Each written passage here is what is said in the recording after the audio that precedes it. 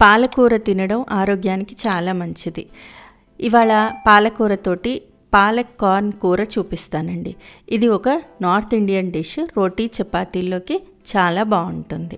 చేసుకోవడం కూడా చాలా తేలిక. హాయ్ ఫ్రెండ్స్, ఈజీ వెజ్ రెసిపీస్కి తిరిగి స్వాగతం. పాలకూర కార్న్ కర్రీ ఒకటే, కానీ దీన్ని 2-3 రకాలుగా యూస్ చేసుకోవచ్చు. కొంచెం ఎక్కువగా మిగిలిపోయిందనుకోండి, రైస్ చేసుకోవచ్చు, రైస్లో కలిపేసి, లేదా శాండ్విచ్లో కూడా యూస్ చేసుకోవచ్చు. అయితే ఈ పాలకూర కార్న్ కర్రీ చేయడానికి కావాల్సిన పదార్థాలు ముందర చూద్దాం. పాలకూర ఆబ్వియస్లీ కావాలి. ఒక 2 కప్పులు పాలకూర, ఆకులు చక్కగా ఒలుచుకొని లేతగా ఉన్న పాలకూర తీసుకున్నాను, ఫ్రెష్ది. ఇది నాకు అప్రాక్సిమేట్లీగా ఒక 2 కప్పుల దాకా వచ్చింది. దీంతోపాటు ఒక 1/2 కప్ దాకా కార్న్, స్వీట్ కార్న్ తీసుకున్నాను. స్వీట్ కార్నే కాదు, మామూలు మన మొక్కజొన్నలు మనకి దొరుకుతాయి కదా ఇప్పుడు, అవైనా కూడా తీసుకోవచ్చు. అలాగే సన్నగా తరుక్కున్న ఒక ఉల్లిపాయ ఒకటి సన్నగా చిన్న ముక్కలుగా కట్ చేసి పెట్టేసుకున్నాను. ఇంకా మిగిలిన ఇంగ్రీడియంట్స్ కూడా చూద్దామండి. తాలింపు వేయడానికి జీలకర్ర 1 టీ స్పూన్ అయితే సరిపోతుంది. అల్లం వెల్లుల్లి పేస్ట్, అది కూడా ఒక 1/2 టీ స్పూన్ అయితే సరిపోతుంది. కొంచెం ఎక్కువగా కావాలి, ఘాటుగా అనుకుంటే తీసుకోవచ్చు, బట్ నాకైతే 1/2 టీ స్పూన్ సరిపోయింది.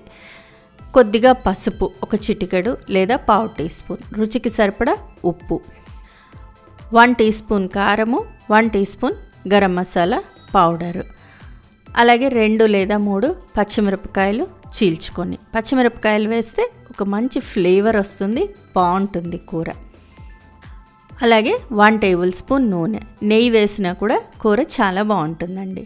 ముందరగా పాలకూరని బ్లాంచ్ చేసుకోవాలి. బ్లాంచ్ చేసుకోవడం అంటే నీళ్లు పెట్టి, నీళ్లు మరిగించి, అవి మరుగుతున్నప్పుడు పాలకూర, కడిగి పెట్టుకున్న పాలకూర వేసేసేయాలి.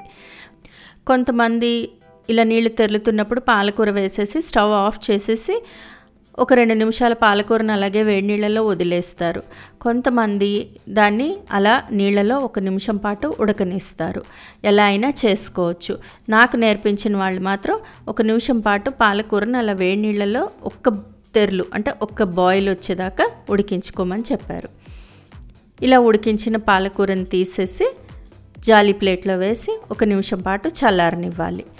చల్లారంగానే దీన్ని మళ్ళీ మనం మిక్సీ జార్లో వేసి మిక్సీ చేసుకోవాలి. ఇలా జాలీ ప్లేట్లోకి తీసేసుకొని నీళ్ళన్నీ వదిలించేసుకొని తర్వాత దాన్ని మిక్సీ జార్లో వేసి మెత్తగా పేస్ట్ చేసేసుకోవాలి. ఈ పాలకూరలో మనకు కొంచెం మంచి క్రీమీ టెక్స్చర్ రావాలి అనుకుంటే కొద్దిగా నానపెట్టుకున్న జీడిపప్పు కూడా వేసుకోవచ్చు. నేను ఇవాళ అలాంటివి ఏం వేయలేదండి. స్టవ్ మీద బాణలి పెట్టి దానిలో నూనె వేసి, నూనె బాగా వేడెక్కిన తర్వాత జీలకర్ర వేసేయాలి. జీలకర్ర చిటపట్లు ఆడుతున్నప్పుడు పచ్చిమిరపకాయలు వేసుకోవాలి. కొద్దిగా 1 నిమిషం ఇలా కలిపితే జీలకర్ర తొందరగా చిటపట్లాడుతుంది. అయిపోగానే పచ్చిమిరపకాయలు వేసేయాలి. పచ్చిమిరపకాయలు వేసి అవి బాగా వేగుతున్నప్పుడు, చిటపట్లు ఆడుతున్నప్పుడు ఉల్లిపాయలు వేసి ఉల్లిపాయలు బాగా వేగనివ్వాలి. ఉల్లిపాయలు కొంచెం ట్రాన్స్పరెంట్గా అయ్యేదాకా లో ఫ్లేమ్లో వేయించుకుంటూ ఉంటే బాగుంటుంది. అలా అయిన తర్వాత అప్పుడు అల్లం వెల్లుల్లి పేస్ట్ వేసేసి వేయించాలి. ఈ అల్లం వెల్లుల్లి పేస్ట్ వేసినప్పుడు పచ్చివాసన పోయేదాకా, అంటే ఇంకొంచెం కలర్ మారుతాయి ఉల్లిపాయలు కూడా, అంతసేపు వేయించుకోవాలి. వేయించిన తర్వాత దీనిలో పసుపు, అలాగే రుచికి సరిపడా ఉప్పు వేసేసి ఒకసారి బాగా కలిపేయాలి. ఇవి కలిపిన తర్వాత కారము, గరం మసాలా పొడి కూడా వేసేసేయాలి. కారము, గరం మసాలా పొడి వేసిన తర్వాత ఎక్కువసేపు వేయించకూడదండి. అలా వేయిస్తే కారం మాడిపోయి కూర టేస్ట్ మారిపోతుంది. సో కొంచెం వాటర్ వేసేసి వెంటనే కలుపుతూ ఉంటే మాడిపోకుండా ఉంటుంది, బాగుంటుంది. ఇలా ఉల్లిపాయలు వాడిపోయేదాకా బాగా వేయించుకోవాలి. ఇలా వేగిపోయిన తర్వాత దీనిలో కార్న్ వేసేసుకోవాలి. అది స్వీట్ కార్న్ అయినా నార్మల్ మొక్కజొన్నలైనా పర్వాలేదు. కార్న్ వేసిన తర్వాత కొంచెం నీళ్లు జల్లితే తొందరగా ఉడుకుతాయి కార్న్. ఒకసారి బాగా కలిపేసి ఉల్లిపాయలు, కార్న్ అన్నీ కూడా కలిసేటట్టుగా కలిపేసి మూత పెట్టి లో ఫ్లేమ్లో ఉడికిస్తే ఒక 2 నిమిషాల పాటు ఉడికిపోతుంది కూర. చూడండి, కార్న్ ఉడికిపోయింది. అలాగే ఉల్లిపాయల వల్ల మనం వేసిన నీళ్ళ వల్ల ఇంకొంచెం జ్యూసీగా వచ్చేసింది. దీనిలో గ్రైండ్ చేసి పెట్టుకున్న పాలకూర పేస్ట్ వేసేసేయాలి.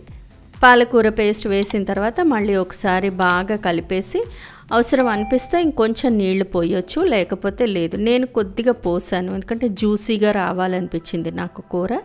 అందుకని కొంచెం అంటే ఒక 2 టేబుల్ స్పూన్స్ దాకా అన్నమాట నీళ్లు పోసాను. మిక్సీ జార్లో పోసేసి అవి ఇందులో పోసి కలిపేసాను. కలిపి దీన్ని మళ్ళీ లో ఫ్లేమ్లో మూత పెట్టి ఒక 5 నిమిషాల పాటు ఉడికించుకోవాలి. ఇంతే, పాలక్ కార్న్ కర్రీ రెడీ అయిపోయింది. ఈ కర్రీ రోటీ చపాతీల్లోకి బాగుంటుంది, అలాగే జీరా రైస్, బగారా రైస్ లాంటి వాటిల్లో కూడా చాలా బాగుంటుందండి. ఇదే కూరని ఇంకా బాగా దగ్గర అయిపోయిన తర్వాత అన్నంలో కలిపితే పాలక్ కార్న్ రైస్ కూడా పిల్లలకి లంచ్ బాక్స్లోకి బాగుంటుంది.